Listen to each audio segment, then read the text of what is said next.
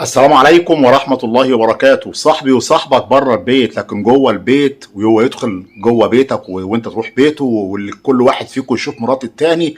ودي الجريمة اللي حصلت في حلوان. تعالوا نشوف الجريمة دي مع بعض ونعرف ايه اللي حصل فيها. الاتنين صحاب، وليد واحمد. احمد في الثلاثينات وبرضه وليد في الثلاثينات، والاتنين صحاب من يعني عمر مع بعض، من الطفولة وهم مع بعض، شباب مع بعض وفي المدرسة مع بعض. كبروا هما الاتنين وهما الاتنين كأنهم اخوات. احمد متجوز وعنده ولاد، عنده طفلين. ونفس الكلام وليد برضه متجوز.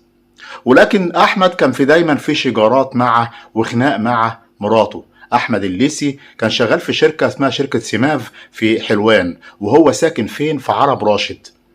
الاتنين صحاب قوي، وكان دايما في يعني خلافات مع الزوجة. ده بالنسبة لأحمد. وبالنسبة لوليد برضه لما كان بيجي يحصل حاجة ما بينه وبين مراته، يروح أحمد يصلح ما بينه وبين مراته. يحصل حاجة ما بين أحمد ومراته، يروح وليد يصلح ما بينه وبين مراته. لغاية ما في يوم من الأيام، وده اللي قاله أحمد، اللي قاله وليد في الجريمة ديت، قال إن مرات أحمد اتصلت بيا وقالت لي أحمد اللي أنت بتدخله بيتك بيخونك مع مراتك وبيقيم معاها علاقة غير شرعية.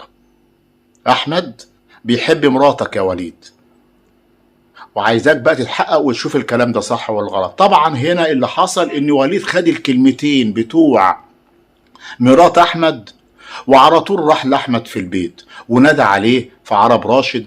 ومن البيت هو في البيت، انزل يا احمد انا عايزك. قال له في ايه؟ قال له بس عايزك في موضوع مهم قوي ضروري. قال له والله انا امي تعبانه ومش هقدر ان انا انزل. قال له لا تعالى بس عايزك، مش هنغيب. ووليد خد احمد وطلع بيه على العزبه القبليه، وهناك في الطريق راح منزله وراح مطلع على طول السلاح الابيض وراح مديله في رقبته. طبعا حط ايده على رقبته.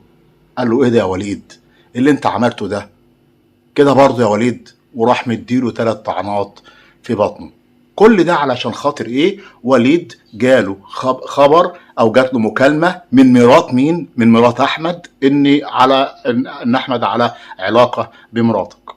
طيب لو فرضنا ان الكلام ده صح، يبقى العيب على احمد ان هو بيروح بيتك، ولا العيب على مراتك اللي هي فتحت له البيت ان هو يدخل؟ يعني يبقى مين هو اللي المفروض اللي الغضب كله يكون منها، مش من الزوجة اللي هي اللي سمحت له؟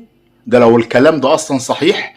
طبعا على طول وليد تم القبض عليه، بعد ما قال بقى لا ده احنا في 2 طلعوا ملثمين علينا وقتلوا احمد. وطبعا طلع كلامه كله غلط، ومثل الجريمة في الشارع في العزبة القبلية على اساس ان هو اللي ارتكب الجريمة ديت في حق زميله احمد الليسي.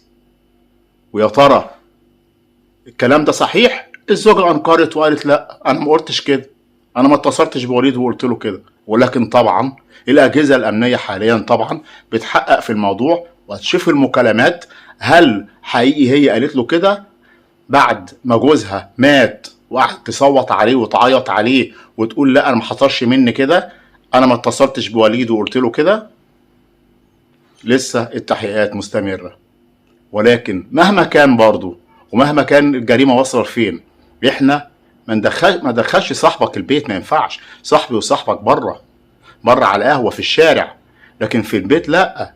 وبعدين لو فرضنا ان حاجة زي كده حصلت، يبقى انا ما اروحش ان انا اضيع نفسي زي ما حصل كده مع وليد، ان هو راح ضيع نفسه وقتل صديقه علشان خاطر مراته لو هي اصلا كده. لله الامر من قبل ومن بعد. بشكركم جدا، بتمنى من حضراتكم الاشتراك في القناه، تفعيل زر الجرس. السلام عليكم ورحمه الله تعالى وبركاته.